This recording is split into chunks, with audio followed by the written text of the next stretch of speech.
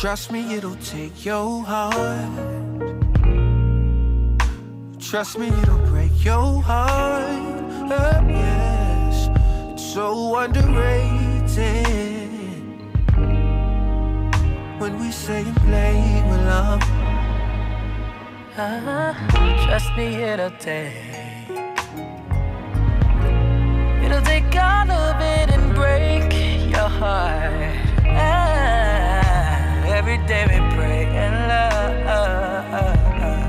to the God of it. But it's so good to be loved by you. Yes, it's so good to be loved by you. Yes, it's so good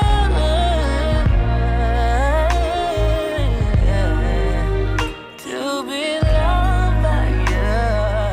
Oh, and you know when I talk to you, to be loved by you. Yeah. Now when I say take your heart, I'm not talking robbery, I'm talking lots of talks and text the cost to be the one we ought to see, though talks and text to get the point what from is A to up? B. This is Teddy D back with another episode of the Wine Out Podcast. As always, you can reach us at anywhere you can find podcasts, iTunes, Stitcher, Google Play, Acast, some weird apps that somebody told me they listen to in Europe, and I'm like, one, great, but I've never heard of them, so, keep on listening, I guess. I don't know. Feel free to reach out at the wineoutpodcast@gmail.com, which you have been doing. Thank you. Emails have been received.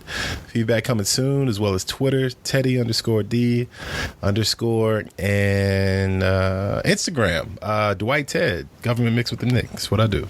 So today, family, let me tell you why I'm excited, okay? So I have been doing podcasting for a couple of years now. There's been a clear progression as far as, one, how many people listen, but two, I don't know. There's a certain level in the black podcasting world that you have this acceptance into the cool kids club, right? And I don't have it yet, but if I'm not mistaken, after a couple of years, they at least look at me and give me a head nod every now and then, right? So today I have two of the cool kids on the show with me. Of course, if you're listening to this show, I appreciate it. But I'm also a part of a proud family known as the Black Astronauts Podcast. And today I have two of the stars of that network, starting with the baby of the crew. I mean, listen, she's, I would call her the rookie of the year. Actually, in this past year, she is the host of one of the newest shows on the network, Houston, We Have a Problem, #HWAP. And she is also part of the Rune Show, which we will give plenty of slander about. But she's more important, a student. She's holding down a full-time job. She's got 4 or 5 hustles. Apparently, she's got a great deal on Mixer here recently. So, ladies and gentlemen, please welcome to the show yet again, the homie Ray. What's going on? I love you. I love you too, baby. Hi, guys. How you doing today, man? Good. How you been, Teddy? I'm good. Yo, somebody is aggressive with the mic right now. But, I'm guessing. Sorry. This is my first time podcasting from my headset from my Xbox. So it's all good. Look, I'm not going to channel my inner Aaron and bang the desk, but just asking. All right, nice. I feel like one of those old people who don't realize that you don't have to put the phone directly into your mouth to speak into it. People can actually hear you. So, why did you learning curve. All right, and the second guest is. Listen, she's a vet in these podcast streets. She began her reign as arguably the most important member of BAP on the first spinoff show from the Black Astronauts Network. Man, Ladies Launch was incredible. She, as well as Kai Love, the homie Can, I think Letitia at one point, put together a great show where they discussed everything that intelligent black women discuss, which is really everything. And it was great to hear the conversations. And then she transitioned from that to the Black Astronauts show, which she is on now. And last I checked, she has been podcasting over 3 years, maybe 4 years. She is a newlywed. Apparently, she has a strong love for Etsy, I think is what you were saying. Etsy and Pinterest. There we go. Pinterest. That's what it is. I got you. From the great city of Atlanta. I mean, really just a beast in her own mind on the mic. My homie CJ, how you doing? Oh, wow. Hello. Hello there. Yeah. So you feeling all right? I'm feeling just fine, actually. Nice. I am happy to be here. Man. First time and man. Ever. I can't believe you finally invited me on the show. Stop. You know what it is? I wait until the summertime to really hit you and Feek up. Well, it used to be Feek, actually. But I know how real it is in these school streets. So, you know. Yeah. It is very real. Indeed. All right. So today, listen, there's a couple things I wanted to touch on. And I figured, why not have two qualified people on the mic with me so we can figure it out? So, in my mind, podcasting is still considered a new medium. You know, it's if you ever remember those old school movies in like the 80s where there was always this group of rebels who had like pirate radio in somebody's attic, and you know, somehow they got on the radio stations and they were playing songs and it was a whole big thing like that. That is the old version of what podcasting is, because it's still not taxed, it's not regulated, the FCC hasn't gotten, it's not, you know, really there hasn't been a big stream of consistent commercial money that's come into it. So I think that's down the road. But, you know, considering where we are now, where did your entrance in podcasting actually start? And CJ, I'm curious in yours, because through Ladies Launch, if I remember correctly, Can was the first one to start after she emailed into the show, and that started a relationship with she and Aaron, and then Aaron offered her the show. So after a show was offered to Can, you were one of the first people that she reached out to, right? Yeah.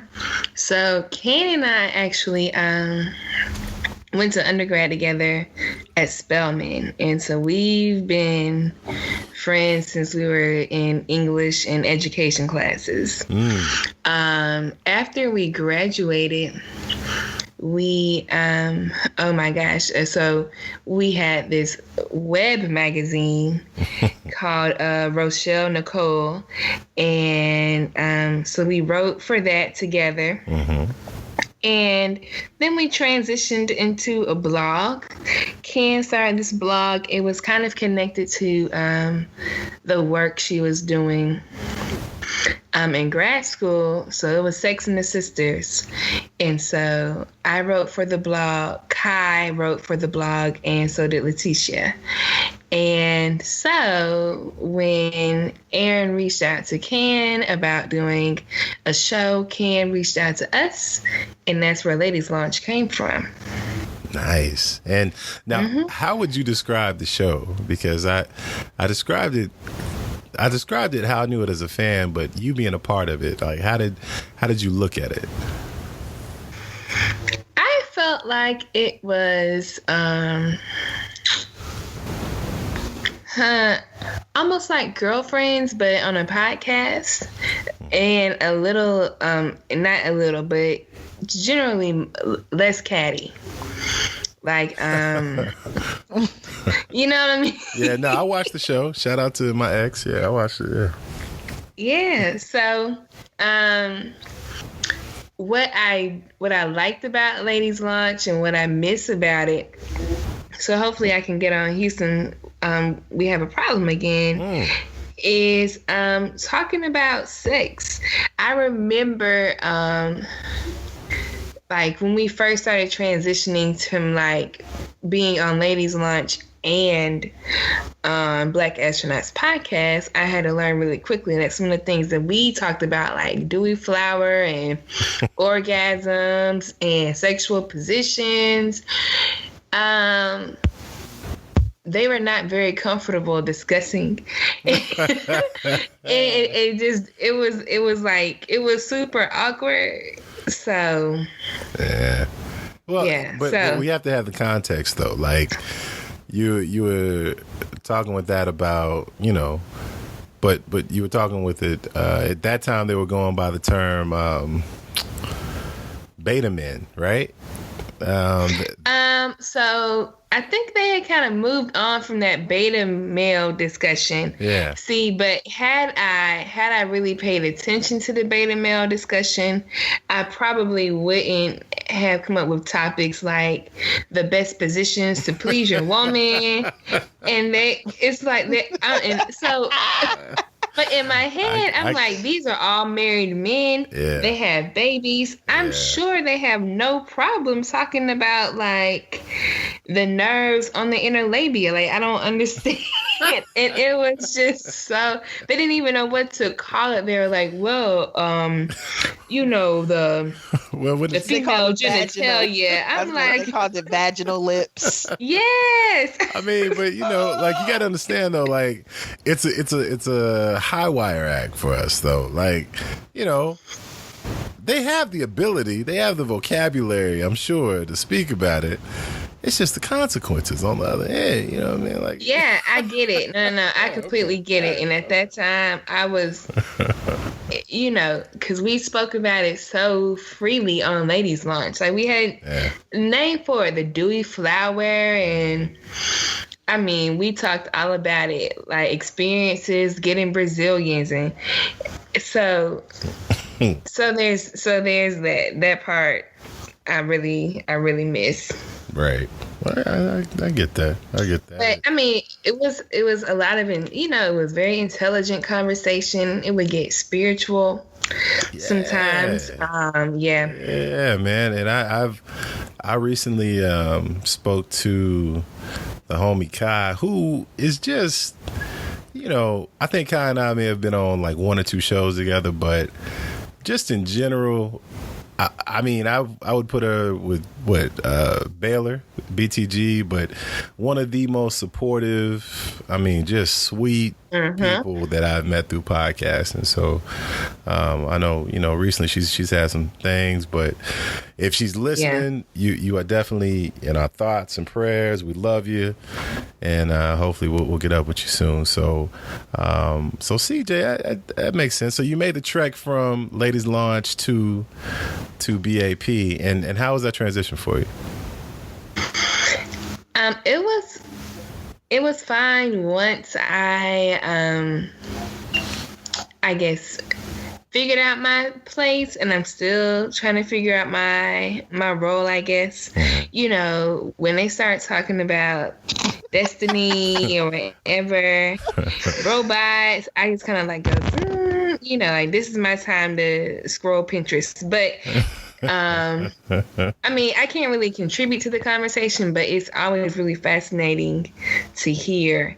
And, you know, I really enjoy it. And I love like the banter that we all have. And I think we know each other. As far as like podcast family, we know each other really like pretty well. You can almost look at a doc and tell who put what in. So right.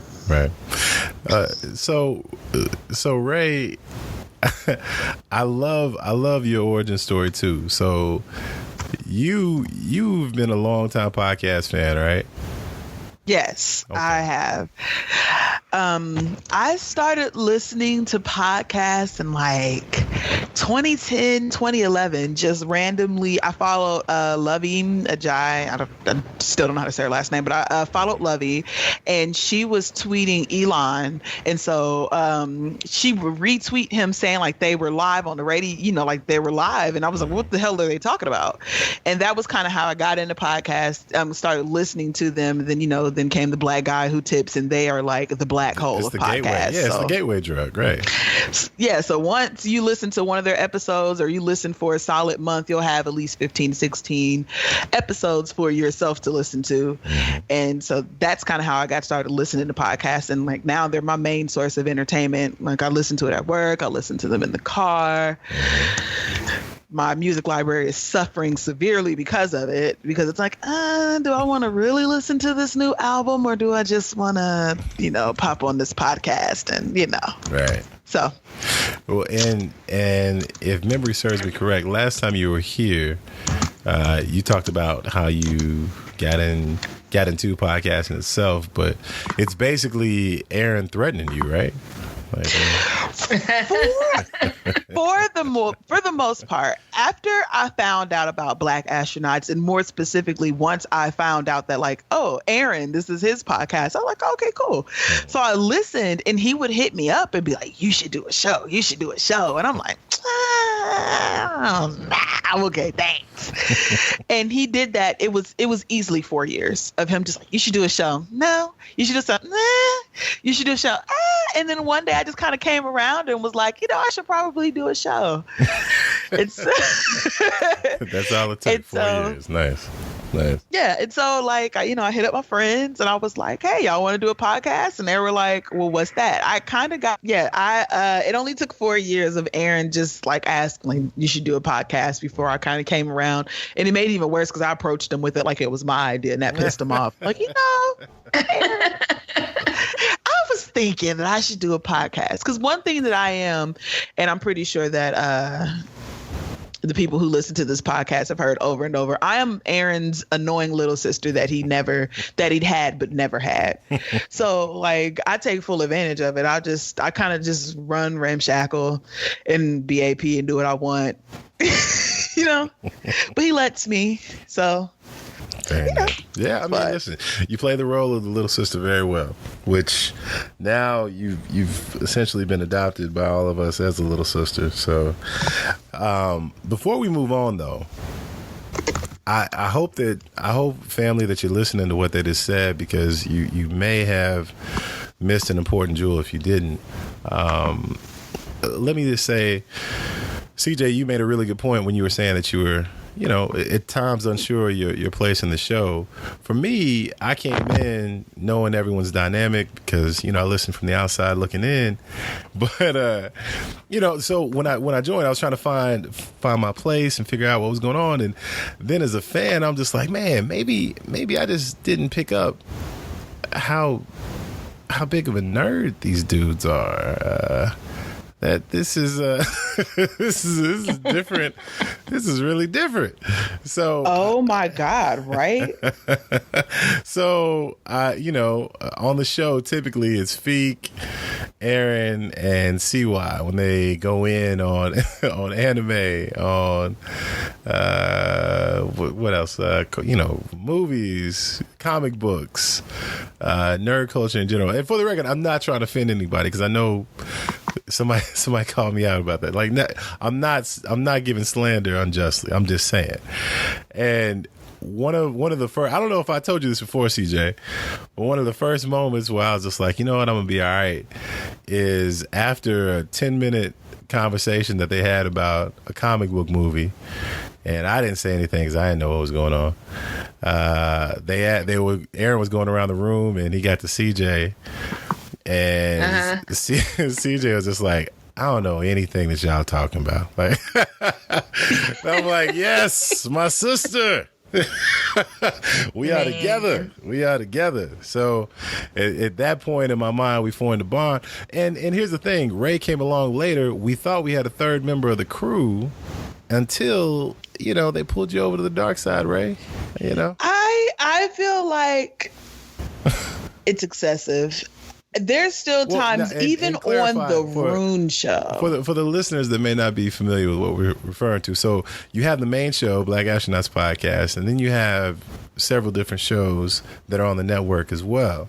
We mentioned Houston, We Have a Problem. Then you have Aaron's Untitled Interview Show, as well as another great show that you should check out, Married to Shade, with Feek and his wife AJ. But there's also a show called Rune, which stands for Random Untitled Nerd. What's the E?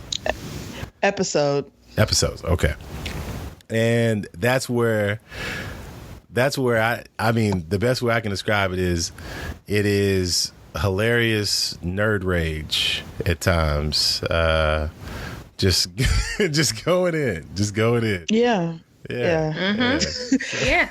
Yeah. There's a few times on the show where they'll be talking and I like, and most of the time is when they get into like anime or really, really, really deep into video games. Yeah. Like they'll be talking and I'll be on mute. There's times I'll even take like my headphones off of, I'll just have them like resting on my shoulder. I'm like painting my nails or playing a game on my phone or something until they're done because I don't know what they're talking about. But they're like, but let me explain though, like this is why I'm not going to let you sit down at our table though. Cause like I hear you. Oh, jeez. I hear you, Ray. But Jesus, Regina George, so rude. But you in there, which is cool. It's all well and good. I'm just saying, CJ and I stand alone. That's all I'm saying. And I mean, the other thing about it is, like I tried. Like for instance, I'm like, oh, Batman versus Superman is coming out. Yo, I better watch it. Can we talk about? Because I know they're gonna talk about this. CY loves Batman. Right. So I watch it. I'm like, okay, that was entertaining. And they're like, that's all you have to say? Get out of here, scram. And they're like, well, if you look at issue 17 of the comic book, Superman doesn't even have that kind of a curl. So apparently, I'd be like, what? And so I just, no shade to the nerds at all. It's the most respect that I can possibly offer. I'm like, let me say my name. Just like the best I can say is, what the heck are y'all talking about? The best I can say is, what the heck you got that? We don't have to waste time trying to explain it to me. Like, don't bother. It's okay. Because they get so passionate and animated about it. Aaron slapped the table. Like, he was big mad. You remember where that came from? CY started slapping his, snapping his fingers, rolling his neck. Feek punches the walls. Feek, when he starts getting mad, Feek's words start increasing. They become multisyllabic. He just be like, and then me, like, because my thing is that for me, like, even though there's things that I do like and I don't like, for the most part, I'm pretty even keeled about the whole thing, because it's kind of like, I don't feel like I'm losing anything. The most that I like, some movies make me upset when I watch, so I'm like, this was crap, and I sat through it. But like Batman versus Superman. Yo. I think that's when Aaron broke his table, like, full on. Like, literally. and that's not even so there's reviews for certain movies that are in the target audience of the listeners. So, for Rune, we did one, and for some reason, were you on that show too, CJ? Because I was on there, I think. Ray, it was just me, and then they don't even bother asking me to be on. Hold on, I don't know when they occur. Yo, let me tell you, that was the last time they asked me, right? So, I went on to review Batman versus Superman, and I think in the first round, I was the last one to say anything. Everyone gave their rundown, and I even made some notes. I was in it, I'm hanging with the nerds today. Let's do it. And they all explained why it was such a disappointment. The tone, the comparison from Marvel to DC. Yeah. The way that they do this. And then, after they gave a 20-minute breakdown per person, they go to me and it's just like, Teddy, what you think? I'm like, I liked it, guys. It was pretty good. Am I right? I mean, you Up top. got Come the on. Batman, and then you got the Superman, and you got the Batman. So when it came down to the stars, out of like 5 stars, I'm like, I give it 4.5. I mean, you know, like half. Drew I the guess it number was a little way wrong. off. Like, Oh, we're kidding. Come on, bro. Even Get with it. even with certain shows that I do watch, like apparently I don't pay attention to the right details. Yeah. For instance, with Game of Thrones. Yeah. Oh, we can stop right here. If you, oh my God, people are. I'm sorry. Game of Thrones is a sore spot for me because that's like that's my cult show. Like I tell people, everybody I feel like should be watching Game of Thrones. And if listen, I watch it too. I like Game of Thrones. I like. And if you But, are not yeah. paying attention and seeing everything, you're not watching. I can't stand you, and I can't believe that I wasted my time trying to make you watch the TV show. Exactly. Okay. So when that stuff comes up, like, you know what, I honestly think that maybe Teddy and I are the reason why y'all coming up with all these other shows, because it's like, let's just bypass them all together, and we'll talk about pop culture and politics and robots. That's it, man. And That's it. you know, and other than that, we're not dealing with it, because they'll be like, so CJ, what'd you think? I'm like, yo, the queen's outfit was amazing. Did you Right. see her makeup? Yo, in the shot And where, they're like- where old dude jumped out the window. Yo. Right. I Crazy. was like, that dragon. I mean, wow. And you know what, for the record, the reason Ray's being quiet is because she just revealed herself. And that's what I was just saying, Ray. The nerd rage that you just showed right there when Game of Thrones is a TV show that has to be watched. It's not a TV show that you can passively watch. You have to pay attention. It's a lot of people. Okay. It's a lot of connections. You have to pay attention. And if right. you're not paying attention, then you're not watching it. That's all I'm saying. And if you're not watching it, then you're wasting everybody's time and you don't like good TV and you suck. No, I agree. Did That's all I'm you, saying. real quick before we go to break, did you need some more tape for your glasses or no? You good? All right, so family, this is a great start. I She have had my to pull her pants up, didn't she? She said, and another thing. I'm going to go clean my braces on the break. It's all good. All right, stick with us. Give us 1 minute, and we'll be right back with CJ and Ray from the Black Astronauts Podcast.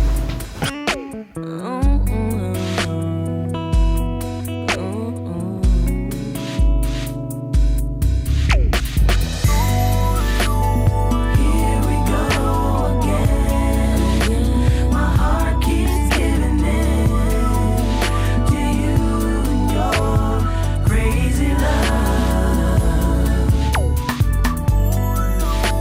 It's back to this again. My heart keeps giving in to you and your crazy love. I haven't heard from you in a while since I said it was over. So when you called me the other day, it was a total surprise. You said you still love me, miss me, need to be with me, but the days are still passing by.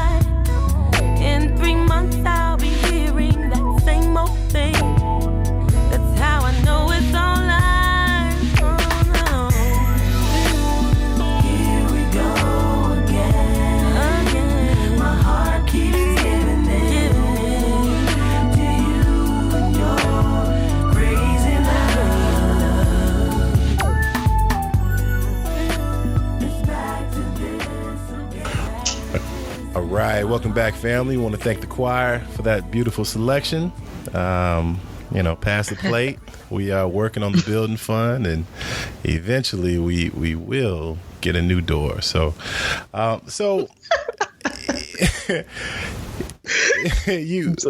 of the things that I love and that I'm a proud member of BAP is that we can have a lot of different discussions where we can go from what we did before the break, which was, slander everyone that we love on the network, and then switch And Feek. Well, yeah, I mean, Right. Slander everyone we love and Feek. Can we just take a second for Feek? We really didn't. say too much about our guy Feek. Let me start off with something. Before I joined BAP, like Feek is the contrarian if you've never listened to the show. So if there's a topic where the discussion point is, hey, Bill in Texas says everyone with an iPhone is the worst in the world, 4 of us will be like, I disagree with Bill. But then you got Feek is just like, but maybe Bill was making a good point, you know? So like that's Feek's take a lot of times. But I gotta say, at least politically, he and I aligned a lot more than I thought that we would. Which, you know, shout out to him. And speaking of politics, there has been a lot of different news recently as far as the political climate here in the United States of America. And, you know, we are in 3 different states. We have Georgia, Texas, and Kentucky. If I'm not mistaken, all 3 of them are strong. Well, Georgia not as strong, but all 3 of them were red in the presidential election, right? Yeah, Georgia's pretty red. I think what keeps it being a little less red is Atlanta. Yeah. Mm-hmm. Is there another Same city? for Houston. Okay. Well, Houston is Dallas. How's Dallas looking like? Houston, Dallas, and Austin are pretty big centers. I think definitely Austin and Houston, because Houston has a very, very high concentration of I think it's considered to be like one of the most culturally mixed cities in America. But like Houston, I know, in Austin, they're very young and liberal, and like they're very hipstery. Right. So they're relatively blue. And then I think that also Dallas, they may be a little bit more red, but when it comes to women's rights, I think that they're way more blue. Okay. So that's good. It just kind of depends. Yeah. And what's the other city in Georgia, by the way? Because I know Atlanta, I wouldn't imagine. The other city? Well, yeah, I'm going through it in my mind. I'm like, it couldn't be Savannah. Decatur? Well, so the major metropolis would be the Metro Atlanta area, right? Which spans, depending on who you ask, 5, 6, maybe 7 counties: Fulton County, DeKalb, Cobb, Gwinnett, and then you may get Henry Clayton County. So you have the city of Atlanta, and then you have the Metro Atlanta area, which is like the surrounding suburbs. Mm-hmm. Other than that, the other major cities in Georgia, I mean, you've got Macon, Augusta, Savannah, but I don't think those are considered, big. Yeah. Yeah, well, yeah, because I guess I've never thought of it outside of Atlanta before. Because here in Kentucky, it is Louisville, and then you have Lexington as well. And even though I cannot disagree more with their sports with the University of Kentucky, politically, it's a fairly blue city because they have a mayor that's Democrat, and he was one of the ones that was running to try to take Rand Paul out. It didn't work, but good try. Yeah. But I have a theory, and I want to run it by the both of you, right? I respect you both politically, and my theory is based in a couple of opinions. So when we had John and Michelle Randolph on the show a couple episodes ago, we had a conversation where we had some great feedback from, and it, in essence, we were asking the question, should we be Democrats right now? Why do you consider yourself a Democrat if you do? And if not, what do you consider yourself? So my whole political voting life, I've been a Democrat. I've voted Democrats. I've supported Democrats, worked on campaigns and all. But here I am. And they always say that your politics is personal, right? You know, you're usually driven by what you care about the most and how it's actually in this case implemented as far as the plan to put that into action. And for me, I am extremely disappointed in not only the way that the presidential campaign was run for the Democratic candidates, but over the country, there was just a lot of elections where I just felt we just didn't do a great job in a lot of different areas, right? I don't want to get stuck in the mud, but just I didn't. So I'm taking a look in the mirror and I'm asking myself, like, do I want to be seen as a Democrat? Do I want to make a switch to be an independent candidate? In the state of Kentucky, that means that I can't vote in the primaries. I just have to vote for the general election. So, you know, I'd be a little less involved, but really my vote could mean a little bit more, just depending on the way it's voted. So I'm asking both of you, like, where are you after this election? And in the grand scheme of things, how do you view yourself politically? And has that changed? And if not, you know, what is it? Okay. Raven, you want to go first? Sure. Okay. I would say that, well, I've always been a Democrat. I've always been a very liberal person in general. Overall, I think that I might even be considered a little bit pinky, commie, bleeding heart liberal. Mm-hmm. You know, I know that I am I think I'm very far left. Not as far as like, oh, we should all be communists or anything like that. But, you know, like I do believe that the government should play a role. I do believe in big government up to a certain point. Mm-hmm. You know, like I do think there are certain things that the government should take care of for the people who take care of the government. I give you money, you take care of me. That's the whole point of taxes, in my opinion. You know, mm-hmm. And so over the years, I think that I've always kind of liked the idea of there being another party or a third party or, you know, something that wasn't just Democrat and Republican, because I felt like it was very either or. And what if I don't really agree with everything that the Democrats are doing, specifically because, and I understand why people are disenchanted with the Democratic Party, because, I mean, they do things that a lot of times are for the benefit of white liberals. And it's not very intersectional. It doesn't always include gay people. It doesn't always include people of color. It doesn't always include, you know, people with different abilities, or, you know, they don't consider everything altogether. They consider it more than maybe the other side, but that's not a very high bar to set, you know? Mm-hmm. So, I mean, and especially over these years where it's become like very, very polarizing. And it's like, in my opinion anyway, at this point, it's not okay, how do you know, back in the day, I would say, growing up in Ohio, I grew up in a blue collar town. Mm-hmm. So when you graduate high school, if you didn't want to go to college, you can go and get a job at a factory making car parts or some other parts for machinery. My dad did it. Right. And a lot of people in my family did it. So over my lifetime, I'm 26 now, over my lifetime, I've seen that industry leave the area and see what it does. Like I've seen those jobs leave and go wherever they're going, and it dried up my entire hometown. Mm-hmm. You know what I mean? And so like back then when it was impossible for you to go and get a job for maybe $16, $17 an hour, I feel like I would have been more liberal because there is more of a way to take care of yourself. You know, like, okay, sure, you go to college, you get a degree in underwater basket weaving, and you can't become an underwater basket weaver. Well, you say that, but you don't know the market right now.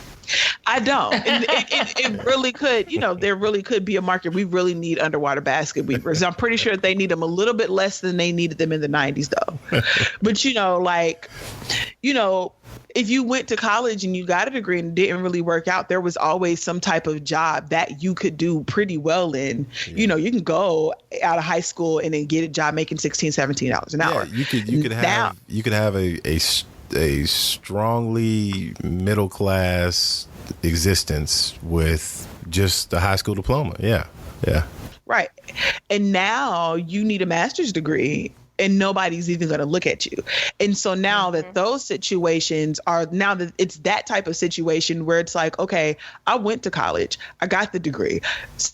A lot of people go back and they get a second degree, more than you told me that I need to have. And so now I'm straddled with thousands upon thousands of dollars of student loans that I have to pay back. That's not optional. On top of all the extra bills for all the other technology and things that have come out over the years, cell phone, internet bills, having to extra $30 on your cell phone bill because you have to rent your phone because they don't let you buy it outright anymore. You don't have $700 or, it's more expensive to be alive. Yeah. Gas is almost $3 in some places. No, I hear you. And I think let me bring it around.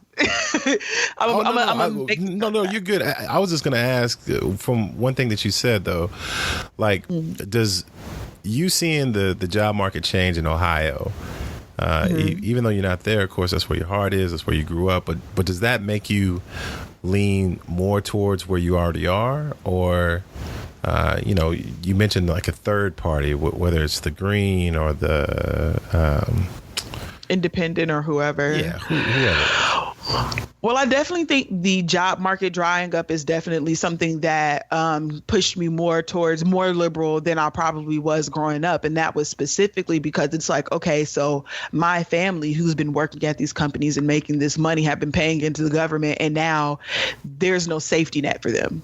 Yeah. You know what I mean? It's the same way as when you look at like some of the Republicans where they're like, their so-called economic anxiety, where I understand you not wanting to lose your job, but that's already happened to people. And the government hasn't been able to cover that. It shouldn't be difficult to get. I don't think that it should be difficult to get food stamps if I pay my tax money for there to be food stamps available. Like, what is this? You know what I mean? It's like, what's the problem?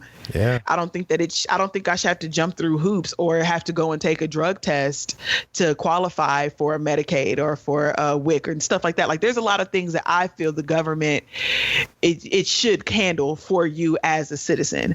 And so that, I think that's pushed me more left. Now, as far as looking for a new party, I feel like the issue that I've been having with the Democrats lately specifically is that they don't have the backbone that they need to play hardball. Except for Aunt Maxine. Except for Auntie Maxine, okay? Auntie Maxine, I feel like, is the only person who's out there doing what she's supposed to be doing. Because over the years, they've been getting bullied by the Republicans. The Republicans will let it burn. They don't care. We're standing tough. We're standing together, and we're not going to let it happen. And so now that the Democrats are in a position where they really don't have anything to lose, the Republicans cover all three branches of government at this point. They're, executive, judicial, and executive, judicial, and this is sad. And it's really sad because thank you, legislative. I'll say, and it's sad because I studied history in school, so I should know. But anyway, when the Democrats have absolutely nothing to lose, they aren't standing tough. We're willing to compromise and work across the aisle. Like, why are you willing to work across the aisle when they weren't willing to work across the aisle? So now I'm at the point where I like the idea of a third party candidate, but at this moment, I'm not particularly impressed with anybody because all of the third party candidates seem like they're posturing and like the things that they're suggesting, I don't see how it's going to work. You know what I mean? Or they don't seem like, when you ask them about it, they don't really seem to have like, okay, this is what we would do and this is how it would work, the way that the Democrats do. And like, understanding that they don't have the resources that the Democratic or Republican Party have because they're so long standing. I feel like, for example, their golden boy at the time, Bernie Sanders, it was like, okay, so when we ask you about things that are outside of economics, why don't you have anything? I understand you're going to have advisors and stuff like that, but I feel like you as the president should have something. Or, I mean, even with Elizabeth Warren, personally, I feel like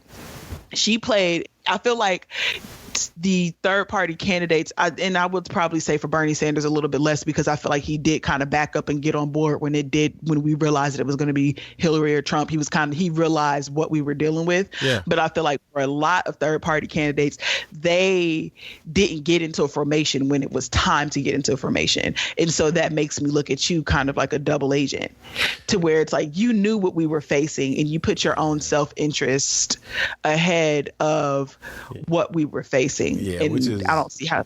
Nah, that's the same as a Trump supporter to me. Well, I hear you. Like doing a post-election autopsy is painful, man. It's just painful when you think about how certain decisions led to, President Trump. So CJ, what are your thoughts and where are you right now in your political mind frame? Well, I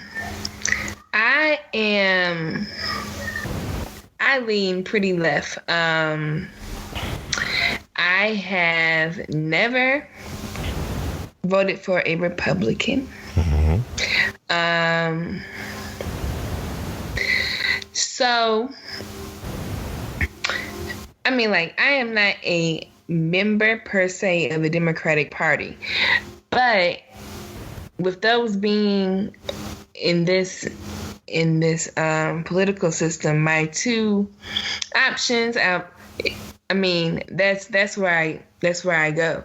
I tend to, so part of it is Georgia is not necessarily very accommodating to third parties. Like, we see third parties on the presidential ballot, but other than that, we don't see third parties.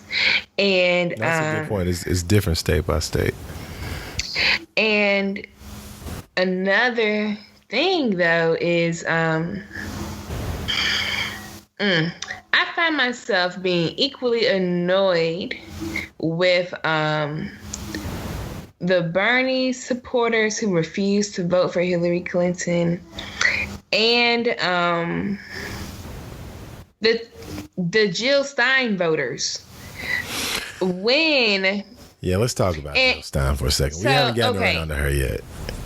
So to be completely honest, I respect an individual's right to vote their heart and their conscience, or vote, use their vote according to their desires. With that being said, the strategist in me gets particularly annoyed when people supported the third party candidate because they believed, all the different reasons, like Hillary was lesser of two evils, Hillary is just as evil, whatever. She stole the candidacy from Bernie Sanders, and therefore we're going to let Donald Trump possibly win. Like, we're not going to give Hillary Clinton our votes. And there are also people who would rather see Donald Trump win now, and perhaps even us have 8 years of Trump, so that would force the Democratic Party to get its stuff together, for lack of better words, really listen to their base and their constituents, stop taking Black people for granted, stop taking Latinos for granted, reaching out, I guess, to the poor white voters who, all those different demographics that the Democratic Party needs to, it was built on for years. It was built on and then needs to reconnect to. So I'm like, okay, that's cute. But in the meanwhile, there are people who may not survive 8 years of Trump. To me, I'll talk specifically about this previous election. I don't think there was anything that Hillary could have done that would be as damaging as what Trump has done just in his first few months as president. I think, Right. what he's doing to healthcare, what he's doing to immigrants, what he's doing to the Constitution, what he's doing to Black people, what his administration is doing to women's rights, reproductive rights. There are so many ways that this administration's policies scare me and make me feel like I'm in danger and my family is in danger. Yeah. And I just don't like that. Behind some emails, I'm just gonna be really honest. I don't think there is a politician in the United States who is not a little, less than scrupulous. Right. I mean, I felt like that's like a characteristic of political people in general. Like, aren't they supposed to? It's kind of like the thing for lawyers where everybody's like, but lawyers are kind of skeevy. Yeah, that's like right. Everybody it's supposed to be like, it's supposed to be like the nature of the beast. When I look at, I'll just say anyone who wants that much power, that much perceived power, that much symbolic power, however you want to shake it. Anyone who seeks out that much power, that much exposure, you have to be like cutthroat. Like, I love Barack Obama and Michelle, but when I think about what they must have done to be the first Black family, what? Listen, it is what it is, bro. I can't wait. Listen, in 50 years, we gonna get the whole story.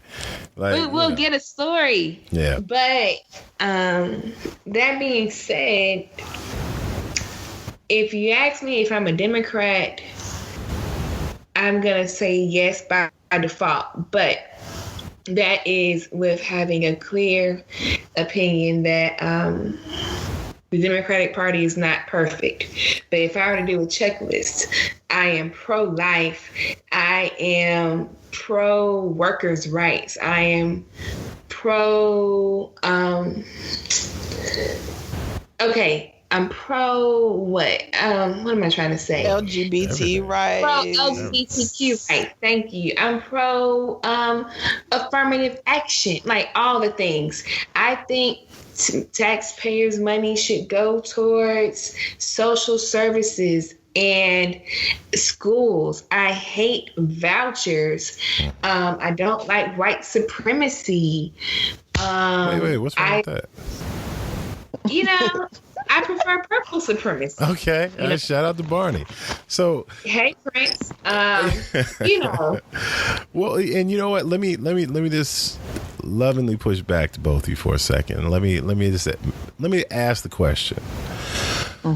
So, we are in a two-party system. Period. Democrat or Republican. Those are the only two parties that matter. If not now, then when? Can someone start to build the momentum to have what would possibly be a third party? Because I listened to a really good podcast that I like, that W. Kamau Bell, right? Yeah, W. Kamau Bell makes, as well as Hari. I forgot his last name, but it's called Politically Reactive. And they had Jill Stein on as a guest, and I was really interested to hear what she had to say, not because of her policies, honestly, just because I just wanted to understand why some people are so adamant that she would be a competent president, which I didn't think she would be. And after listening to the interview, that didn't change. But she did make one good point in that I think the goal for the Green Party obviously was not to win, even though that would have been great for them, I'm sure. It's to get to a certain point of viability. So if you get, I think the number was nationally 5% of the vote, then you would then get federal funding, and the more funding that you get, the more campaign. You can start to claw your way up. Yeah, so it's the slow and incremental come up, basically. And the appeal that she was trying to make to voters was, if you're in a state like the three of us are in, where we know that regardless of whoever we vote for president, it's just not going to matter, then why don't you put that vote towards the long-term goal, which is trying to get a third party to have a system that is more tailored to the issues that you care about. You know what I mean? So, I mean, that was the first time I heard it explained like that, and I gave her credit for that. That being said, still didn't vote for her. You know? Yeah. You know what I'm saying? Like, It's a no. It's still a no. yeah. It's still a no. Well, Good I point. feel like green parties tend to be too singularly focused as far as their platforms. It's, you know, so it's like, okay, so for instance, the Green Party may be like super strong on their environmental analysis, and they have a really important environmental platform. But what's your stance on education? What's your stance on healthcare, right? Or if it's like the libertarians, their main focus is Small government. reducing the size of government. Yeah. So I'll never vote for them. Now, the most powerful third party that I've seen is the Tea Party. They probably did what every third party should do, is infiltrate and take over a major party. Yeah. Yeah. no, I agree. That's the thing to do if you want to have influence. What was so cold-blooded about it is, you know, they have mostly Republican ideals, but it's the extreme version that people were calling for, because they felt as if their voice wasn't being heard by the more moderate established Republicans. And, you know, I gotta say, I don't know what the equivalent of that would be on the Democratic side. If it's not there right now, it's got to be pretty close. Well, I think there are a lot of. I think it's a lot of the minorities and the youth who did not necessarily participate. The issue that arises in American politics is the issue of race. Yeah. So, a lot of Black women are not going to go for the Bernie brothers if they can't have some really clear and accurate like race analysis and like commitment to that. Right. You can't, you know. Go ahead, Ray. I know. I was also going to say that I feel like when it comes to third parties overall, that, I mean, especially when it comes to like the Green Party and stuff like that, like I think that they have a tendency to focus way too much on what they think we need to hear instead of being honest about the reality of everything. Yeah. Yeah. I mean, that. Yeah, that's, like, yeah, that's sure, free college. Politicians, but like, you know, that was one of my complaints about the candidate that Bernie Sanders was running as. Like, I hear you, but how? Like, running for the office and governing are two different things. So, if you were to win, which, to be clear, yet again, even though I voted for Hillary in the primary, I would have voted for Bernie if he ended up with the Democratic nod. Because, you know, look at where we are now. I mean, I would have rather had Bernie try to figure it out. Yeah. You know what I'm saying? Like, I'm gonna be honest. The thing that's gonna save the Democratic Party is gonna be a Black woman. hey, Maxine Waters. come on. Maybe, Auntie. maybe. Like we don't deserve another Obama in the White House. Don't you even suggest that. No, I'm not suggesting it. Because like I said, we don't deserve it, and she's been very clear that she doesn't want it. Okay. But if there was somebody else out there who was like Michelle Obama. Yeah. That's that's unbeatable. And that's my opinion. But again, I'm not asking for it. I'm not requesting it. I'm not going to put it in the universe because, yeah. Yeah, and you know, as as fun as it would be to think about her doing that, I just think that she's given 3 lifetimes worth of service to this country for what she's done, you know. Yeah. And they're probably going to be more powerful outside of the White House. Mm-hmm. Yeah, they can move a little better without. Well, yeah, because now they have their original work. Right. The work they were doing before they got into politics, but now they have the clout in the following. Right. Right, man. But I will say. Oh, go ahead. I was going to say the only thing I was going to say, the biggest thing that the Green Party could do that I think would be the best move for them, though, is to wait for the Republicans to split off first before they switch over and try to split off and become their own separate party, because they already see what dividing the party is doing for us, and Republicans are standing strong. So. Very true.